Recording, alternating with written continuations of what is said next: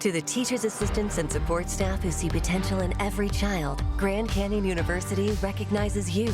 We created the National Center for Teacher Preparation at GCU, along with a generous scholarship, so you can become a licensed teacher with paid benefits. Over 100 GCU alumni have been recognized award recipients, including Superintendent, Administrator, and Teacher of the Year. Find your purpose at Grand Canyon University. Private, Christian, affordable. Visit gcu.edu/parapro. You're listening to the Archaeology Podcast Network. Hello and welcome to the Kintigh Podcast, episode 92. I'm your host, Chris Webster, with my co-host, Paul Zimmerman. Today, we talk about disappearing archaeological data again, this time with the author of the paper that we discussed last time. Let's get to it. All right, welcome back to the Archaeotech Podcast. Paul, how's it going today? Pretty good. How you doing today, Chris? Not too bad, not too bad. Our guest is somebody who we mentioned was going to be on the show last time in episode 91, if you heard that one a couple of weeks ago, or whatever time frame you're listening to these on. And he'd written an article. If you want to go back, we'll have it linked in this show as well. But it was all about archaeology's disappearing data. And I'm not going to go into too much of that again right now because seriously, go back and listen to episode 91 and you can hear Paul and I talk about our thoughts on this article as we're going to discuss it today. But today we have the author of the article on, and it is Dr. Kintigh, and he is going to talk about this article. So Dr. Kintigh, welcome to the show. Oh, pleased to be here. Thank you. Before we get into the article, I want to talk about your background just a little bit. What's your background in archaeology? You were a past president of the Society for American Archaeology, right? That's correct. Yeah, I'm a professor at Arizona State University, and I've been there. This is my 32nd year. Before that, I was at UC Santa Barbara, and before that at the University of Arizona. I do my field work in the Southwest U.S., although I've done a bit of work overseas, mainly around the modern Zuni Indian Reservation. And I've been involved and really led the effort from the beginning to create the digital archaeological record.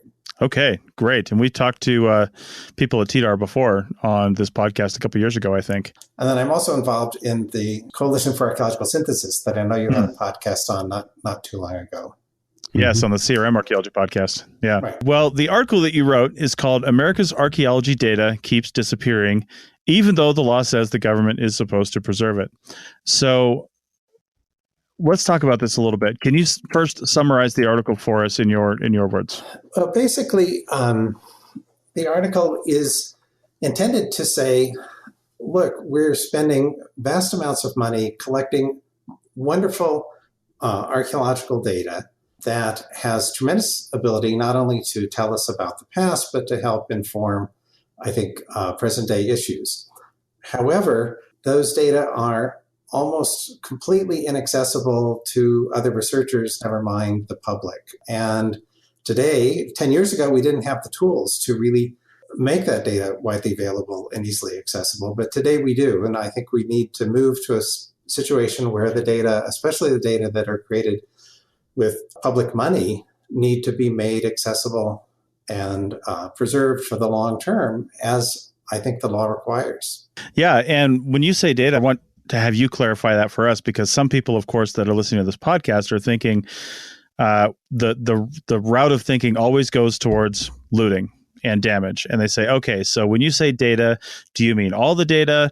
Do you mean, certain sites we can see all the data, but on other sites we can only see, maybe artifact or feature data or the description data, but not locational data, things like that.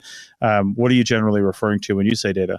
Well, when I say data, I mean all the data. I mean the digital data in this case, the documents, the digital representations of documents, data, archaeological databases or spreadsheets, images, digital images that we've got.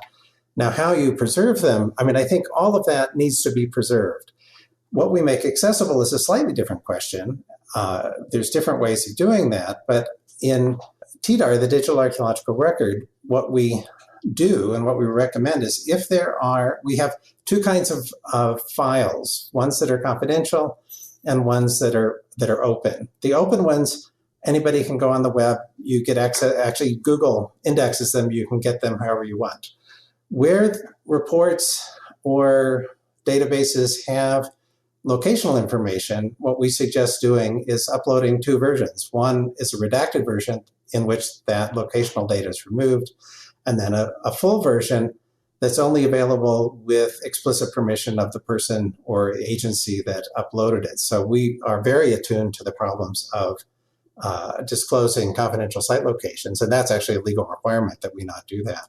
But by allowing the person who uploaded or is responsible for the report or the database to give permission, other people who have the right credentials and a reason to get the data can get the full versions. Okay, and what does TDAR consider to be the right credentials? Well, what we've done so far is to say that's we don't decide that. What TDAR has is the ability for the person who did the upload to manage who can have access. I mean, if they want to give somebody, one of their colleagues that's working on the same project, right access to their data, they can do that. They could also give temporary access and say, some graduate student writes them and says, I'd like to get access to this particular data set. That person can go into TDAR and say, give this email address, a 30-day or a 10-day, I forget what it is, read access to this particular file if they determine that that's appropriate. I mean, one of the things we've considered is whether agencies would be interested in an option to work with the registered professional archaeologist to say, if you're an RPA, you could get, access to certain resources that people would give blanket access to RPAs. We haven't implemented that yet, but right now it's really up to the person doing the uploading to decide who gets access. We don't make that decision. Now, what if, this isn't a podcast about TDAR, but it's actually really important to have on this podcast. What if somebody uploads a bunch of data to TDAR from a project and then dies in a car accident the next day? How does that get handled if they no longer have access to their account and giving access rights? Yeah, that's another problem that we've worried about. I mean, what we are trying to do is in some cases, to have a kind of meta owner of the data. So if it's, the data manager at arizonablm.org or .gov or something, where you could do that. We haven't implemented, we have something, I think, for essentially, the data set creator can put in an organization that they're affiliated with. We haven't totally dealt with the succession problem, although we are trying to work with people on that. But that is a real issue. Well, let's back this up again to the article that starts this discussion and that we discussed, as we said, all last episode, and we're happy to have you on here to discuss with us directly. What inspired this? What was the it feels like it was in response to something pressing or something that happened recently, and it's interesting that it was picked up by PBS. Could you explain to us what was the impetus for writing this article, and how did you get it? Somebody at PBS to take interest in it? Well, what happened? I mean, I've been thinking this for a long time. What stimulated the article was the Arizona State University PR office. I forget what they call media relations office. Like that of many other universities, it has a relationship with this online journal called The Conversation. And so the Conversation people, I think, and I don't know their own history, but I think they had read about digital data being lost. They contacted the ASU people saying, do you have anybody who could comment on this? And I, because of some expertise that they thought that I had, they contacted me, the ASU people contacted me and said, do you have anything from archaeology that might be interesting for this? And so I wrote a little short couple of paragraphs saying, this is what I would say if I were doing this. And the Conversation came back and said, yes, we're interested in having you write that. Would you do it? And so I worked with their staff to write it. And then they do everything open access with Creative Commons licenses. And so anybody can pick it up. And PBS, I didn't have anything to do with PBS picking it up. They chose to do that themselves. Okay. And who is the audience, the intended audience for this article? Who did you hope would read this and gain something from it? I mean, the intended audience is a broad one. They give you statistics back, and according to the Conversation dashboard I have, 19,000 people have clicked on the article and presumably read at least part of it. What I'm hoping to do, in part, is to generate, if I think some policymakers read it, and to generate perhaps some public sentiment that, oh yeah, we should be doing that. That could speak to either directly or indirectly to the agency people who are in a position to do something about this. So, I mean, the indirect audience was intended to be the policymakers. The sort of direct audience was really the general public as well as professionals. How do you personally address the situation of, I mean, right in the title of Archaeology, you say, the government is supposed to preserve this according to the law, supposed to preserve data. But I mean, I work in Nevada, you work in the desert Southwest, we both work with the BLM a lot, and we know who's working at the BLM. I mean, I know who's working at the BLM district offices that I deal with. They're usually friends and colleagues that were shovel bombs or something, and they finally got these government jobs, and now they're in there, and they're really struggling under mountains and mountains of paperwork and organizational problems and all these other things. They may have a mandate to preserve these in a certain way, but I mean, how do we really go about addressing that problem with it being so huge and multifaceted? You know what I mean? Well, I actually don't think it's so hard. I think the legacy data are a harder problem. Sure. But what if we said you in every scope of work for a survey or excavation, you have a clause that says the digital data from this project will all be deposited in a responsible digital repository. Mm-hmm. That's it's basically just the same thing as saying the artifacts that you excavate need to be put in a reasonable physical repository. Just the same kind of requirement that you have there. I think the law not only authorizes that, it requires that they do that. The project cost doesn't go up. You may spend 1 or 2 or 3% of the project budget doing digital curation, which is far cheaper than physical artifact curation, of course.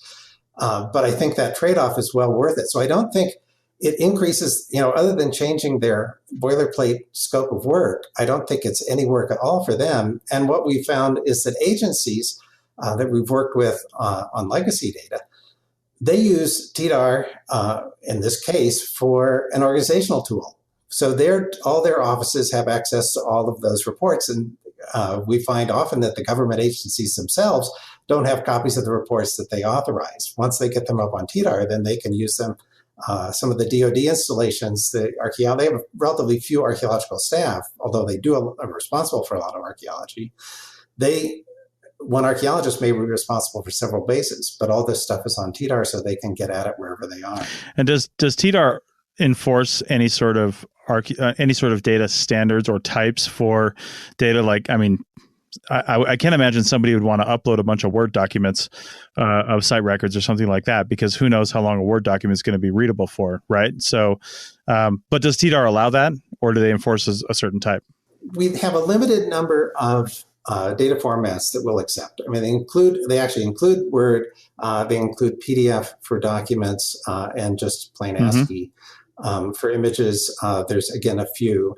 And what we do is as we migrate, so we always will keep the original copy of the database or Word document or whatever, but we move it into a preservation format immediately if it's not in a preservation format. And then as those formats themselves change, then it's our responsibility to migrate each of those files to an updated version that's readable today. So that's the accessible version. That's interesting. So that's what a digital repository needs to do, or otherwise the stuff becomes unreadable. So, I mean, for that reason, we've restricted the number of different file types that we accept just for that reason, so we can have some chance of keeping those things alive. And some of the more challenging things are things like, which we're not taking right now, are things like LiDAR and so forth, which are becoming more important, but the formats are probably, to do those in preservation mode are very difficult, because a lot of them, 3D things are, device dependent and stuff like that. What do you consider to be current good preservation formats? Let's see, I'd have to look. I mean, I think we migrate things from, for the Microsoft, we have Access, we're using Word, PDF. It turns out PDF is a lot harder, worse as a preservation format than you'd think. So we use PDF-A for the PDF documents. The Word ones we migrate forward. For databases, we'll also deconstruct them into CSV files so that we can get at them in the long run. That doesn't preserve everything, but it's better than nothing. Right. And then I think we're doing JPEGs and I think and TIFFs for sure. I actually don't know all the details on which image formats we're taking other than those two. No, that's fine. I didn't actually mean to put you on the spot to ask too specifically what kinds of formats we need to have. It just, this is a topic that we touch on quite frequently, where we say, make sure that your file formats aren't totally proprietary. If they are, you can export them in some way that somebody down the road will be able to read them. We talk about refreshing our data file formats. It's nice to hear that you've taken all that into account yourself. Oh yeah.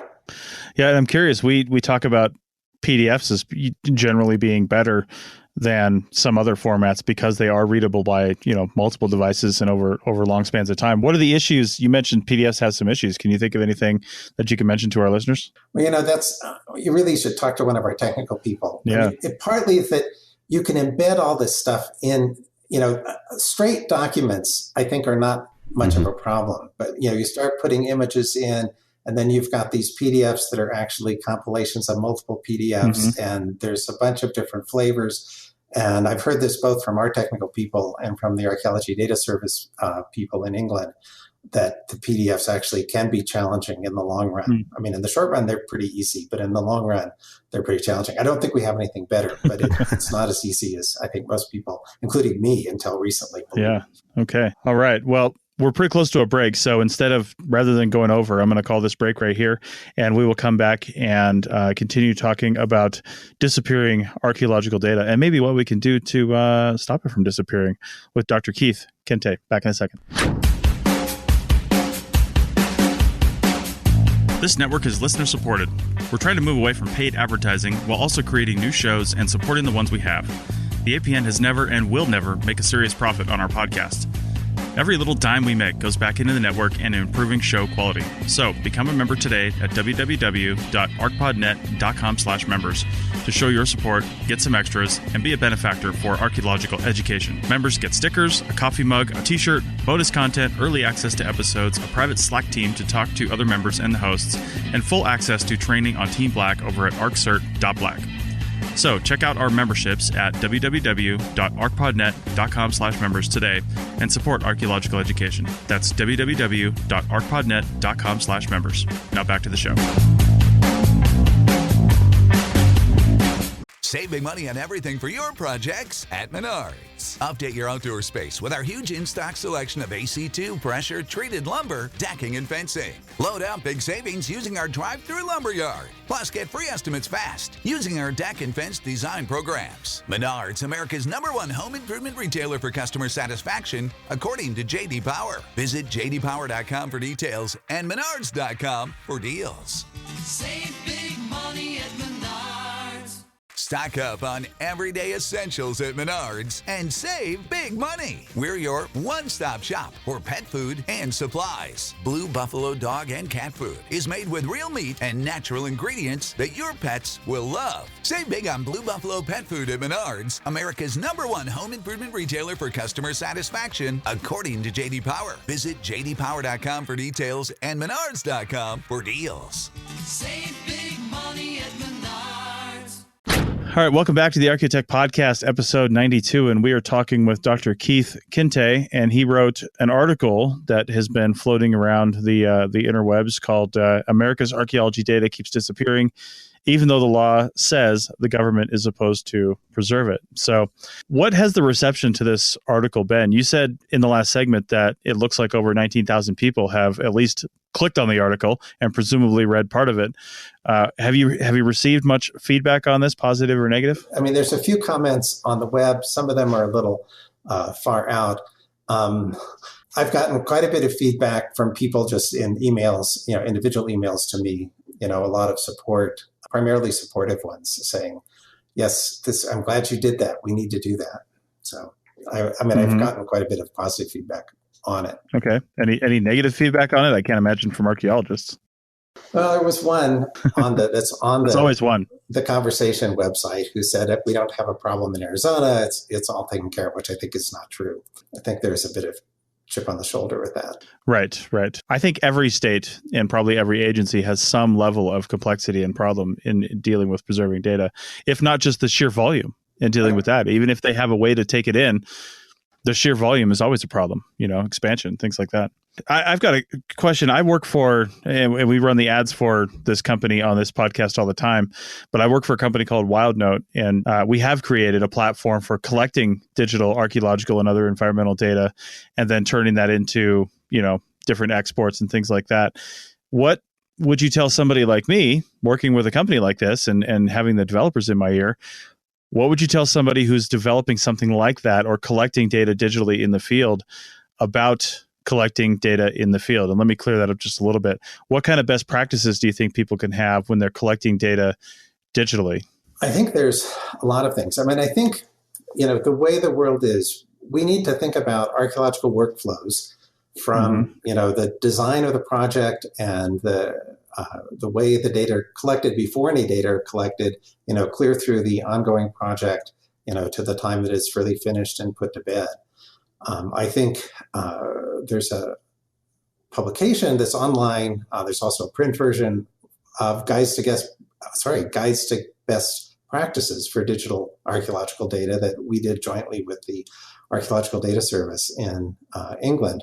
Mm-hmm. I think collecting the data, sort of at the highest level, collecting the data with the notion that somebody else might want to look at it, and including with the data the information that somebody needs to properly interpret it.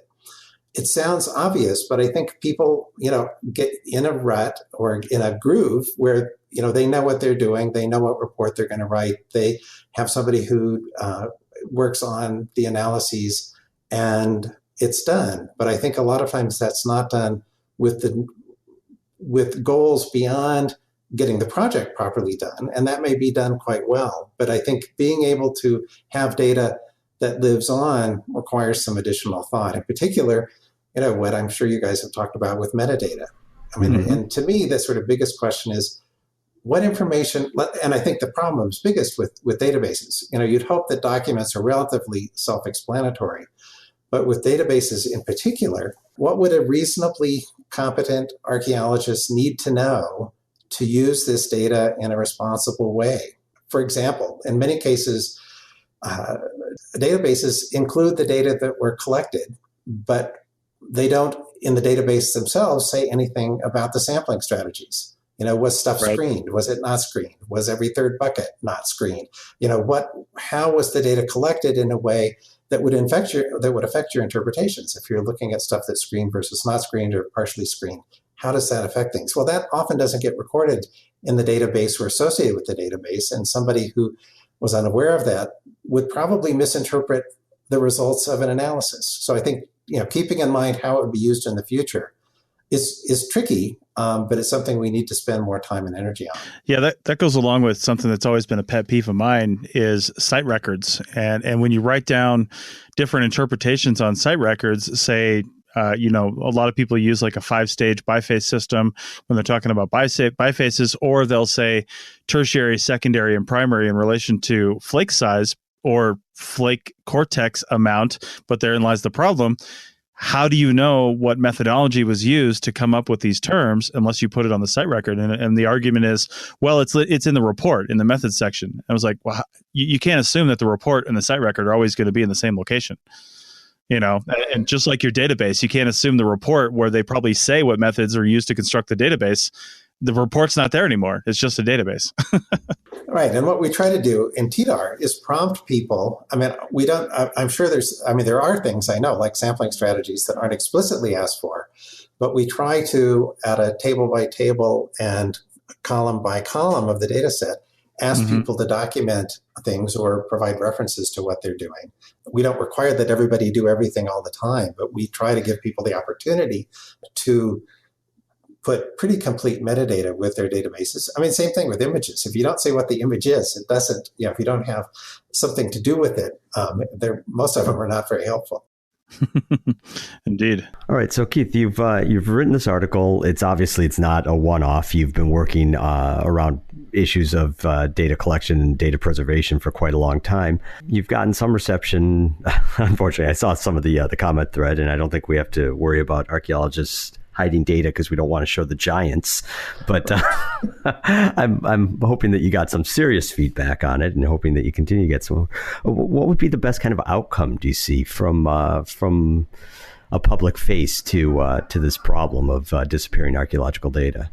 Well, I think the best outcome is what I mentioned earlier, which would be for the agencies.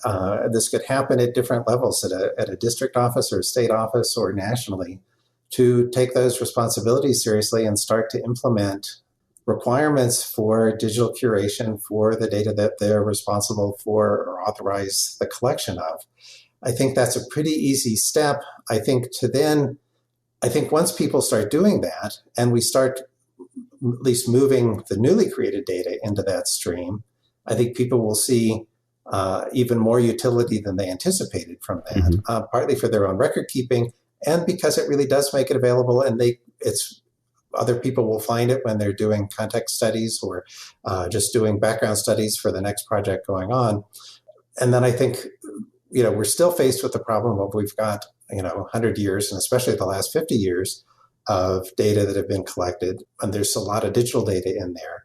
Getting that is a more difficult problem that we didn't address earlier, just because that costs real money that's not there. For the ongoing projects, there's money there. There's a question about how you allocate it, but there's money to do them.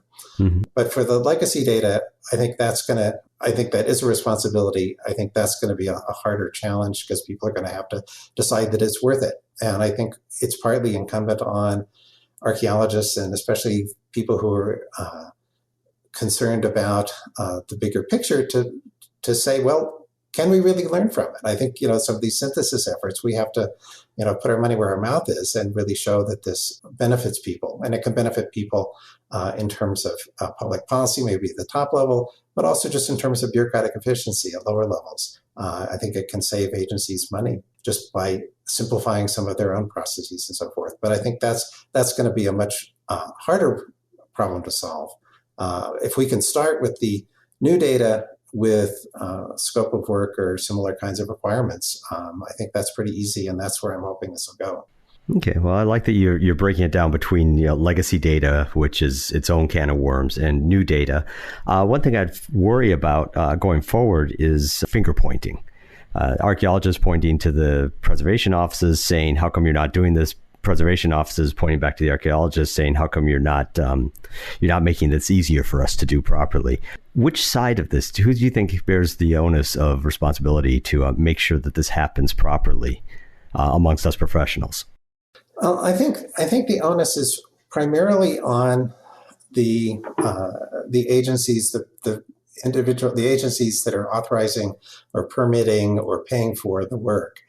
I think the CRM firms are in a bind because they, on the one hand, want to be responsible, and they may all think that this would be a good thing to do, but if they do it, it's costing them money and they're not going to be competitive with their competitors who are not doing it and saving that money. So I think to the extent that, I understand firms having to remain competitive or they're out of business. I think with agencies, they can take on that responsibility for the ongoing projects pretty easily. But I do think the onus, the burden really is there at the moment. There's lots of things that would be good to do. Some of them are harder than others. This one seems to me to be a fairly easy one for the new projects.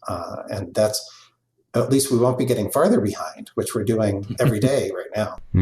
Do you think to get the agencies to really take this on as a thing and really enforce these standards, do you think the money is already there, it's just not being used properly, or that would take a, so to speak, act of Congress and some kind of vote to allocate more funds towards doing this? Oh, no, I don't think it takes any act of Congress or even, I don't think it's bureaucratically difficult. I think it really is just individual offices, or preferably at higher levels, them saying, oh, well, we should just put this in our scope of work. Similarly, it's some of the same regulations that require I forget what the federal curation regulations.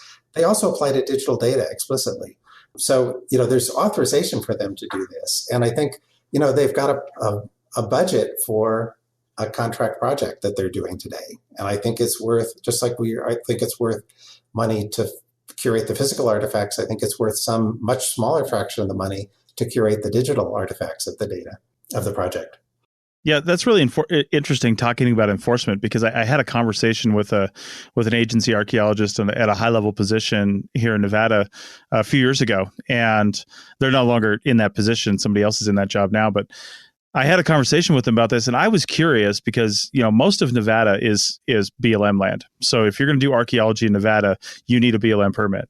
And I said, how often do you guys pull BLM permits from a company or suspend it or something like that for infractions, archaeologically related infractions, whether it's something in the field, something that was done improperly, or improperly turned in deliverables and data formats and things like that?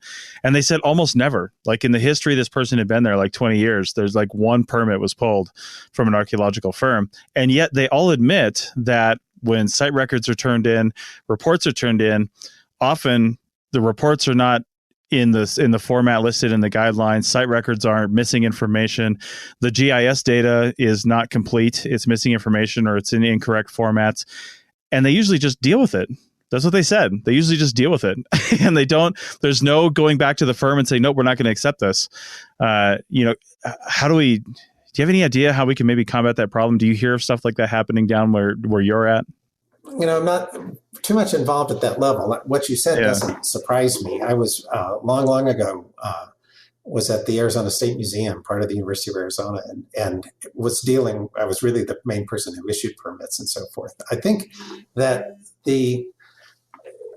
that sort of thing is always going to be a problem. We have a similar problem with National Science Foundation grants. Now, people have to, and NEH grants too, you have to put a data management plan in there, but those are not very effectively enforced, I think, except that if reviewers go back and look and say, well, I reviewed this person's last proposal and they said they were going to make this data available and they haven't, then there's a, maybe not getting funded in the future. And I think the agencies could do some of that, perhaps more easily than they can, deny permits. But if you say, well, do you meet the minimum qualifications? I think it will be a problem, but I think there could be some ways to address that. And if those, if we get 80% compliance, that's a whole lot better than 0% compliance. What do you think the public can do about this problem? Is there anybody they can contact or call? I mean, this article was not written for archaeologists in a private forum that only archaeologists can see. So, what would you expect the public to get out of this as a message to take home? I would certainly be happy if people would write their senators and congressmen saying, what are we doing about this? And those people, especially people on like the Energy and Resources committees, can start calling up the people in the interior agencies or in DOD or whatever, saying, well, why aren't we doing this? This is our public money. We care about the past. I think if we can generate some pressure on the agencies, either by way of Congress or directly, if people talk to the agency people directly, I don't think there's any sort of ill will here. I don't think it's conspiracy, unlike a couple of those comments suggested. But it's just another bureaucratic step, and people are too busy. But I think it's just something that's important enough that we need to get on it. Yeah. Well, it's a lack of resources in some cases, but I think you hit the nail on the head with CRM firms. It's a lack of, anytime they have to spend extra money, even a few dollars here and there, reduces their competitive advantage on an already tight margin industry. And that therein lies the problem. So you want to level the playing field with the CRM firms, and the agencies can do that, which they can't, which the firms can't do individually. For sure. They're just going to compete for the lowest bids. Okay. Well, we're just about out of time, Keith. Is there anything you want to say about this article or this topic that we haven't asked you about? I don't think there's anything individual. I'll send you a copy of the legal analysis that really shows where the legal requirements are, and you can put a link to that on your website if you like. That'd be Absolutely. great. People. I mean, I'd hope that agency people might be interested in looking at that. This was done by a legal firm in Washington to sort of say what are the federal requirements for the curation of digital archaeological data. Okay. Well, we will certainly include that in our show notes and of course the original link to this article. And again, thank you, Keith, for coming on the show and talking about this. Thanks. Oh, thank you for giving me the opportunity. I appreciate it.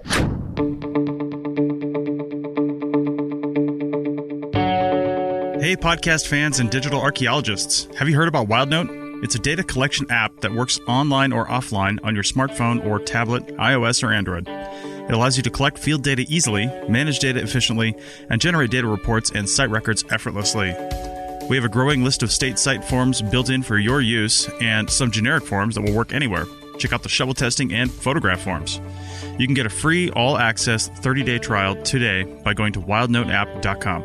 That's wildnoteapp.com for your free 30-day trial. Now back to the show.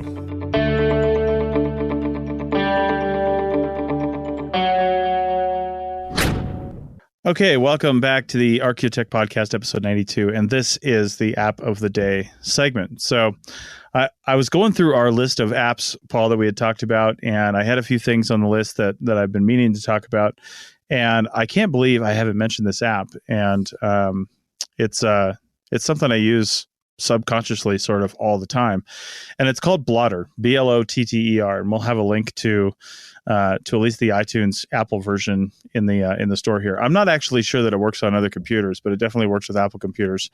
And what Blotter is it's basically ties to your calendars on your computer, and it puts an overlay on your desktop background, whatever desktop background you have, of this transparent calendar. And you can invoke the calendar and make it not transparent just by clicking on the menu bar icon.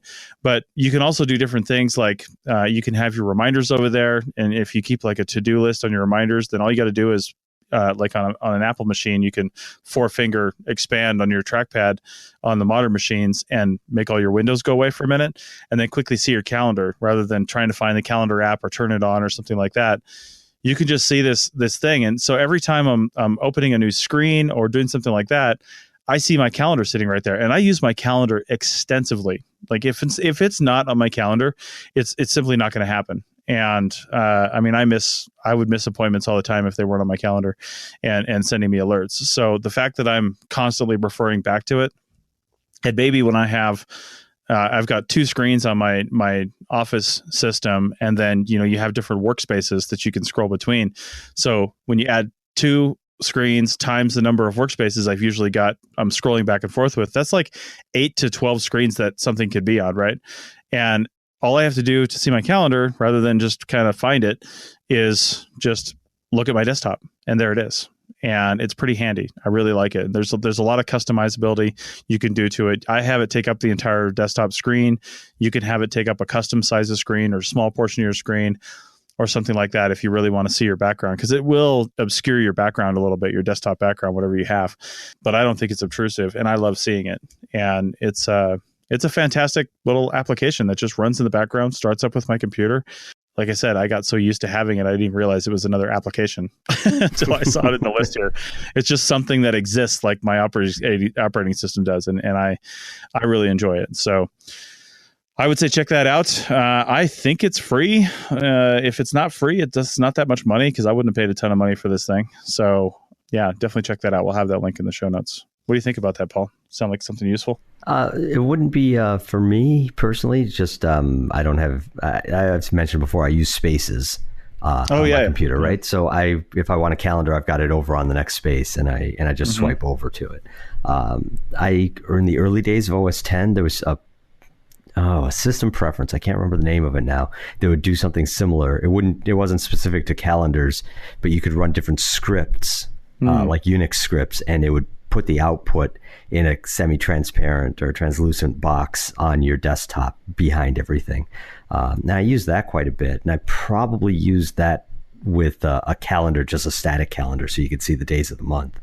But nothing like this. It would actually pull from your calendars. Is this tied into your iCal calendar on your Mac, or can it pull in from various online calendars like Google Calendar? I think it can pull in from other calendars, but it works best with the native calendar app on my Mac. That's what it's designed to really work well with. But to your point about your calendar is always up because you use Spaces. I use Spaces too because you told me about it. Or Spectacles. I use Spectacle. Oh, Spectacle. I love that one. Yeah. I use that because you recommended it, and I use it extensively now. And then let's talk about all the apps we use here right now. So I use Spectacle, but then I also use just like Apple Automator to create the app that I mentioned a few episodes back. I called the app Start My Day, and that loads up all the programs that I want to start my day with, including my calendar. And then unfortunately, it just loads them sort of randomly on the screen. And then I have to organize them. And I always have the calendar, in the lower right-hand corner of my left screen. So I do know where it's at all times. But where Blotter comes in handy for me is I'm constantly, closing some windows, opening new programs, going to a new space, doing some things. And maybe the calendar screen is just not in focus right now. Maybe it's not even up right now because it's in a different hidden space, right? And I've got to go back to that sort of home space to see the calendar. But I use my calendar so much and I need to see it so often that, maybe I haven't looked at it in an hour. Maybe I haven't been over on that end of the computer in a while. But I'm on a blank screen and I just need to open a Finder window and do something. Well, I can quickly see my calendar right there. And it's saved my ass a few times where maybe an appointment got put on that I didn't have a reminder for. And an appointment on my calendar without a reminder set up that buzzes my watch or my phone is just as good as not being there at all. So, but Blotter has saved my ass sometimes when that's happened because I'll then just I'll catch it out of the corner of my eye. It has a line like your calendar normally does that shows you what time of day it is. So you know where you're looking, and you can, one of the things I like about Blotter is you can organize it to have, it shows you 7 days at a time, but you can say, I want to see a week that starts on Monday or starts on Saturday or starts on Sunday, whatever you want. Or you can just have the first day on the left is the current day. So it shows you today plus the next 6 days at all times. So, and I have it on that view because when I am just glancing at it, because it is kind of in the background, I know today is always on the left. It's always the left column. I don't have to look at it and spend any more brain power, even though it's just a few seconds. I don't have to spend any more time. I just quickly glance over there when I get rid of all my windows. Yep. Okay. I'm on track for today. Everything's good. There's no surprises. And I keep moving on. And that's why I like it. It's just one of those really subtle applications that really gives me a lot of benefit. And sometimes I like I said, I forget it's even there. But it's still a benefit to me. So, okay. Well, I think we've killed that calendar app to death. So, Paul, what have you got for us today? Okay. So what I've got is, the fact that I didn't have anything new to talk about. So I'm just talking about something that we've all known about for a while, and I had just used it recently. So I wanted to remind people that this exists if they don't already know about it. So what I'm talking about is the Keynote app on iOS. And I don't actually use the Keynote app for developing Keynote presentations or anything like that. I use Keynote on my Mac, and I like it best between Google Slides and PowerPoint and Keynote. I prefer Keynote and have used it for years. I give a number of different talks, basically two different kinds of lectures. There'll be the lecture I do when I'm teaching a course, and I'll have my Keynote up and I'll use a clicker and I'll have a stack of papers because I've got a million different points I need to make, and I've got facts and figures I want to give to the students. Afterwards, I bundle that up as a PDF and put it up on the Moodle so that they can see it, because otherwise it's just too much information at once for anybody to keep track of writing things down. But that's one way I do it. The other way is what I've done over the last couple of weeks, where I give more informal talks. So if I give a lecture to the general public and I'm not trying to just give them a fire hose of different facts and figures, I try to make a more lively presentation, and I want to be able to roam around a lot, and I want to be able to make a lot of eye contact, and I want people to raise their hands, and I take questions and move along like that, get interrupted. It's a much more fun way for me to work. And so I use the Keynote presentation on my Mac connected to a projector. And then I use the remote function of Keynote on the iOS device on my phone in order to scroll through the slides. The particular view that I use there, I've got a few bullet points at the bottom, my presenter's notes of maybe a term I want to specifically use, or just a couple things so I remember what order I wanted to mention, a couple points that pertain to the slide given. And so I use it mostly as a clicker, in these cases, in this kind of a lecture.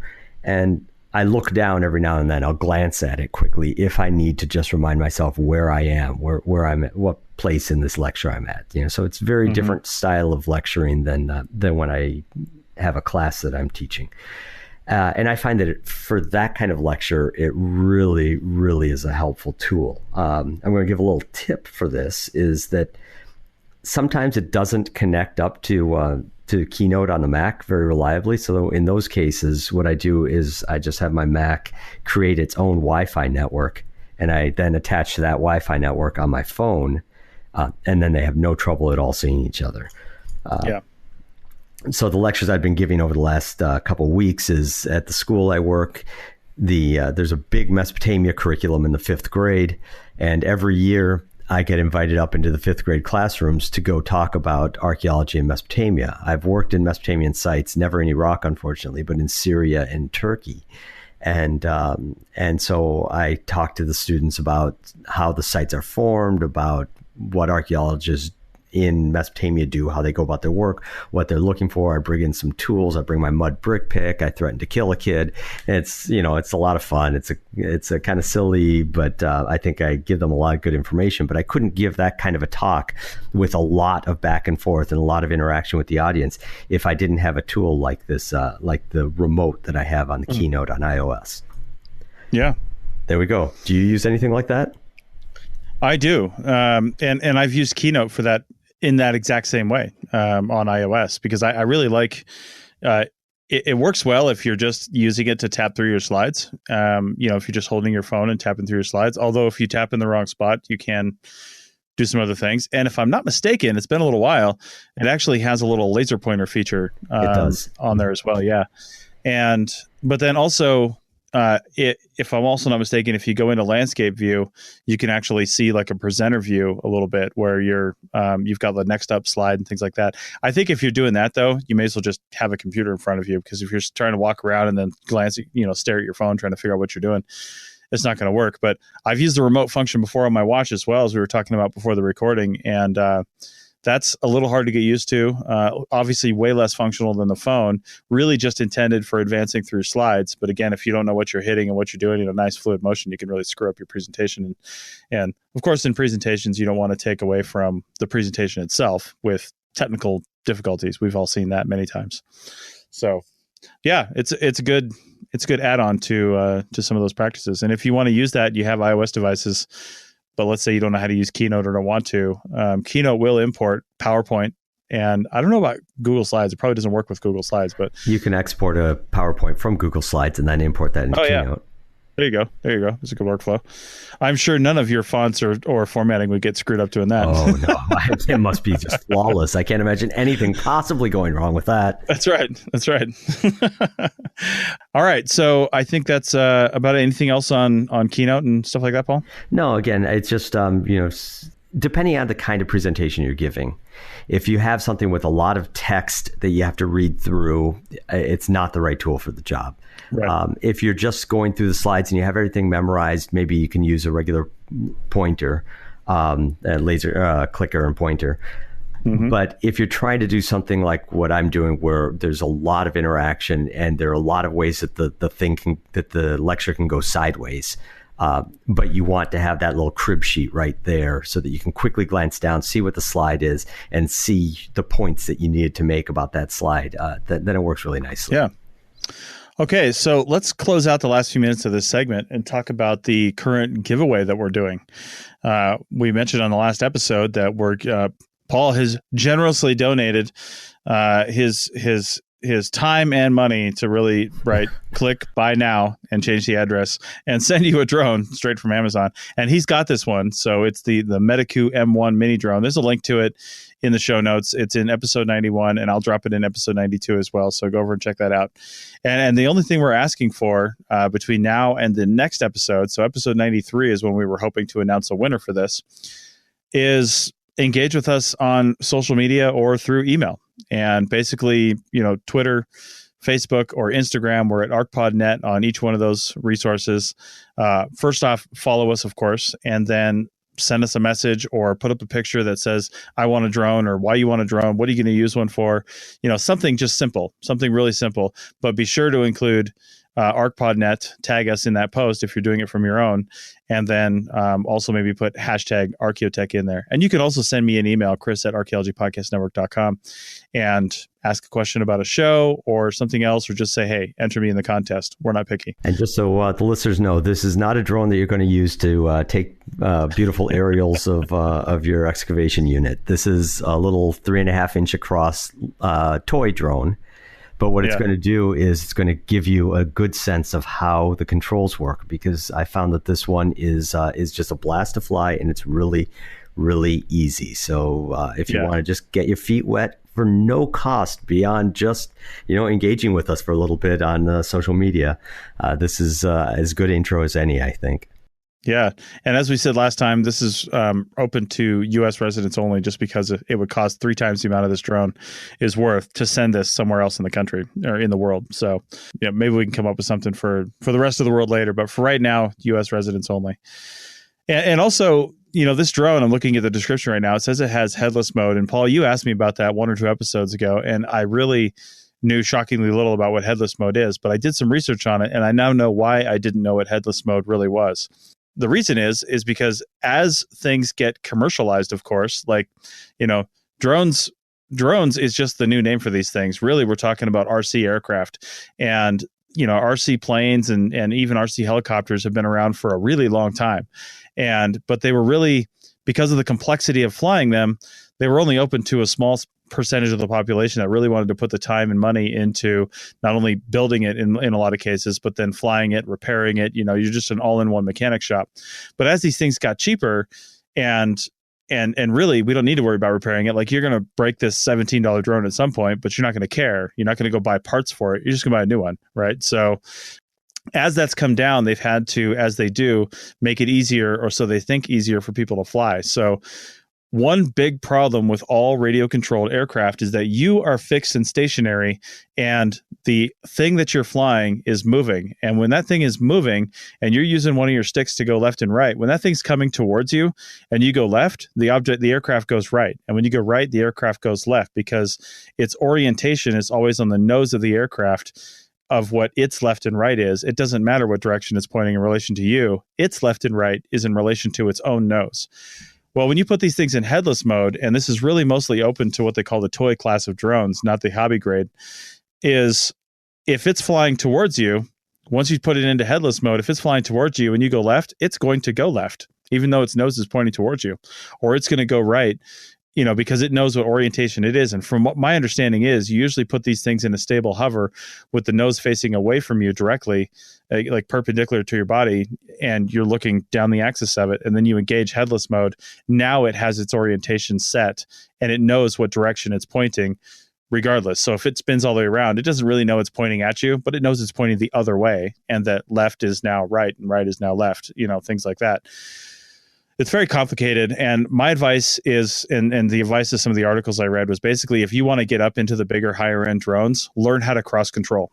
And that's what that's called. Learn how, when the drone's coming towards you, if you go left, it's going to go right. Just learn that. It's just muscle memory, and you'll be fine, because most of the higher end drones and even the mid-grade drones do not come with headless mode, and probably never will. So, and if you ever want to fly those first person point of view or FPV drones with the goggles and the competition racing ones, those will definitely not have headless mode, although it kind of is, because you're right in the drone. So anyway, that's headless mode in a nutshell. And I would say play with it, but don't learn on it. No, I would say don't even bother playing with it. Every time I've accidentally put this thing in headless mode, I don't know which way it's going. Yeah. Yeah. Well, you have to calibrate it into headless mode the right way too. Like, if it's pointing the wrong direction when you put it in headless mode, oh, it's going to be and chaos. That's precisely the problem. Every time I've done it, I've done it by accident while it's going, it's halfway across the room and it's going diagonal to me. And now left isn't left. It's, 45 degrees to the right. Right. Yeah, I can see that causing huge problems. I've never flown a drone in headless mode. And I looked at the small, cheap ones I've got at my Civil Air Patrol office, and those don't even have headless mode. So I think that was something that came along in the last year or two, maybe. And it's really started to become an option on the cheaper toy drones, so people because people have a real hard time with cross controlling and wrapping their head around it. But once you get it, you get it. Yeah. So. Well, the important points: small, cheap drone, very easy to learn on. You're going to want it because you're going to want to learn how to fly drones, and you're going to want to tell us on social media why you want to learn how to fly drones. And this is a great little, intro for you before you move up to something bigger that you're going to be able to use actually for archaeological data collection. Absolutely. Well said. Okay, so that's it for this show. Again, we really appreciate Dr.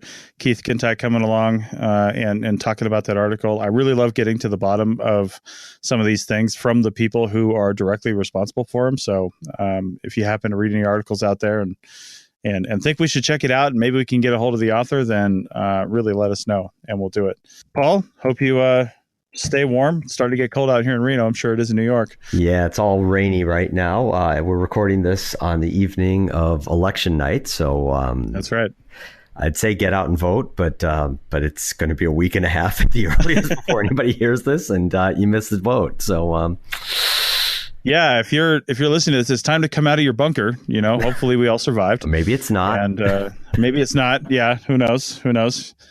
Yeah, you might come out into a apocalypse and be in headless mode yourself. So, that's a bad joke. No. Anyway, all right. All right. Well, thanks everybody for listening. Again, send in anything you can on social media about this drone thing, and we'll send you a drone in a couple weeks. One drone only, please. I'm not going to send everybody a drone. And again, thank you, Paul, for joining me and for donating the drone. Thanks, Chris. Talk to you again.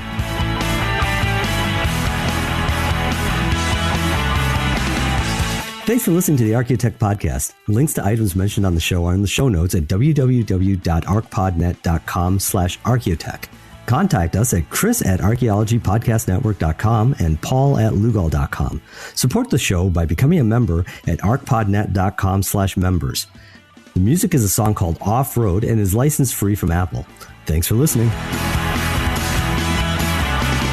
This show is produced and recorded by the Archaeology Podcast Network, Chris Webster and Tristan Boyle, in Reno, Nevada, at the Reno Collective. This has been a presentation of the Archaeology Podcast Network. Visit us on the web for show notes and other podcasts at www.arcpodnet.com. Contact us at chris@archaeologypodcastnetwork.com. Thanks again for listening to this episode and for supporting the Archaeology Podcast Network. If you want these shows to keep going, consider becoming a member for just $7.99 a month. That's cheaper than a venti quad eggnog latte. Go to arcpodnet.com/members for more info.